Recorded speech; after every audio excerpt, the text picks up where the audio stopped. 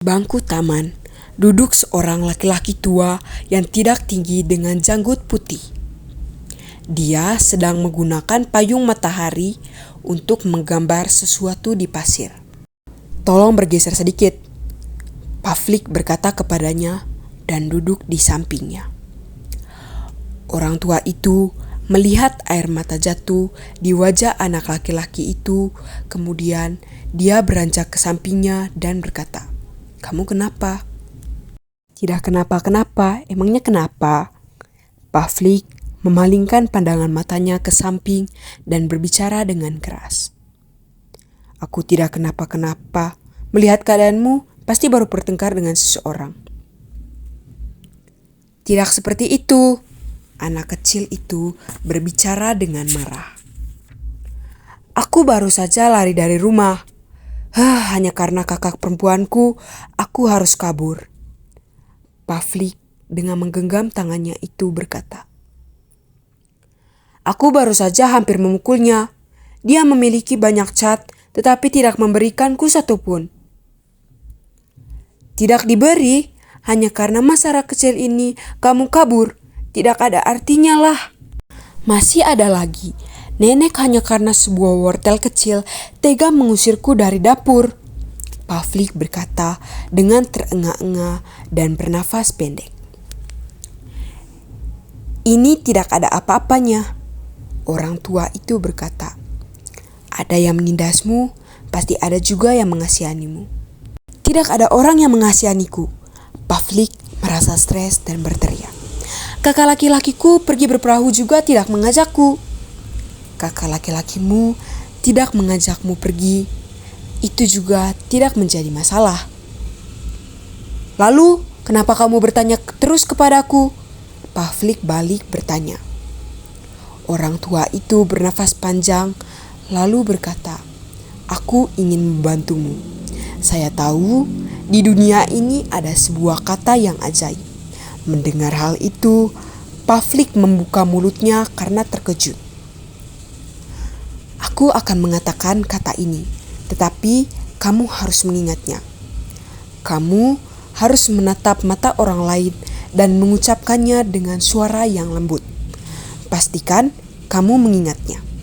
Orang tua itu berkata. "Kata apa itu?" Orang tua itu membungkuk dan mengarahkan mulutnya ke telinga anak itu, membisikkan sesuatu dan menambahkan dengan keras, "Ini adalah sebuah kata yang ajaib, tetapi jangan sampai kamu lupa bagaimana mengucapkannya." "Aku akan mencobanya," Pavlik setengah percaya setengah tidak dengan tersenyum berkata. "Segera pergi untuk mencobanya." Dia melompat dan berdiri, pergi berlari menuju rumahnya. Kakak perempuannya sedang menggambar di atas meja.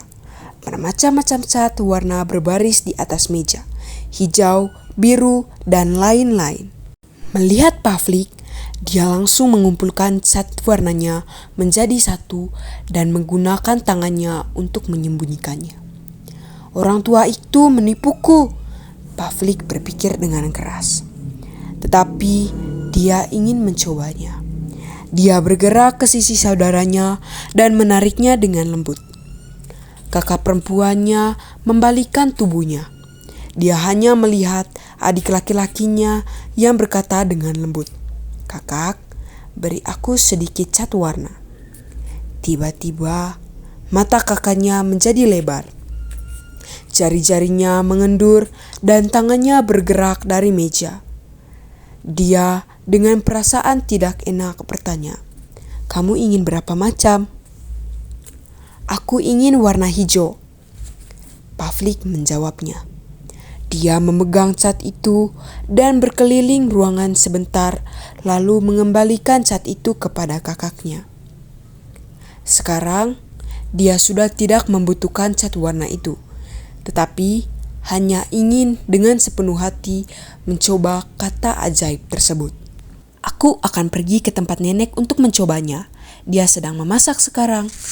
Setelah memikirkan itu, Pavlik segera berlari ke dapur. Nenek sedang merebus siomay. Pavlik berlari ke hadapannya dan dengan tangan menengadah dan wajah yang polos memandang nenek dan dengan lembut berkata, "Nek, tolong berikanlah aku satu siomay." Nenek mengangkat pinggangnya. Ini ada kata ajaib yang membuat mata nenek berbinar-binar. Setiap kerutan di wajah nenek tersenyum dengan nyaman. "Oh kesayanganku, kamu pasti suka yang hangat. Ini nenek berikan kepadamu yang masih hangat." Dia berkata sambil memilih yang paling bagus. Siomay yang terbus kekuning-kuningan diberikan kepadanya. Pavlik dengan gembira melompat dan mencium dua sisi pipi nenek dengan hangat. "Pesulap, dia teringat orang tua itu yang berbicara dengan penuh percaya diri. Setelah makan siang, Pavlik duduk dengan tenang dan mendengarkan perkataan kakak laki-lakinya.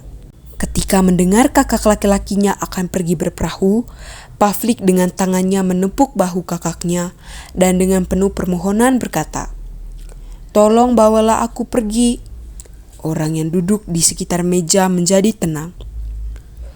Kakak laki-lakinya mengangkat alisnya dan tersenyum sinis. "Tolonglah bawa dia pergi bersamamu." Kakak perempuannya tiba-tiba berkata, "Ini adalah hal yang mudah bagimu." "Benar, kenapa tidak bisa membawanya?" Nenek dengan senyum berkata, "Tentu harus membawa dia." "Tolonglah." Pavlik mengulangi perkataannya dengan lembut dan dengan penuh hormat. Kakak laki-lakinya tertawa.